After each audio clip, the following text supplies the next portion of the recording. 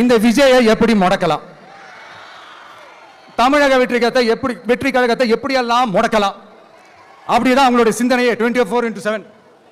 அப்படிதான் இந்த மஞ்சள் நகரத்தோட மஞ்சளுக்கும் ஒண்ணும் பண்ணல, மஞ்சள் விவசாயிகளுக்கும் ஒண்ணும் பண்ணல.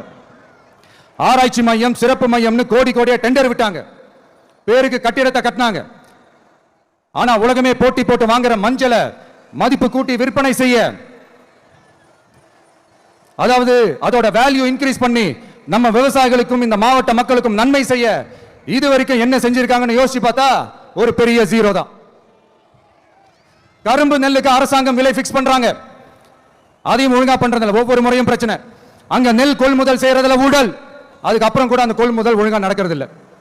அதையும் தாண்டி ஏதோ ஒரு விலை விவசாயிகளுக்கு கிடைக்குது, அப்படிலாம் இல்லாம ஒழுங்கா நேர்மையா நம்ம மஞ்சளுக்கும் நியாயமான விலை பிக்ஸ் பண்ணி தரமான விதைகளை கொடுத்தா என்ன குறைஞ்சா போயிடுவாங்க? இதெல்லாம் யோசிக்கிறதுக்கு அவங்களுக்கு நேரமே இல்லை. 24/7 அவங்களுடைய யோசனை என்ன தெரியுமா?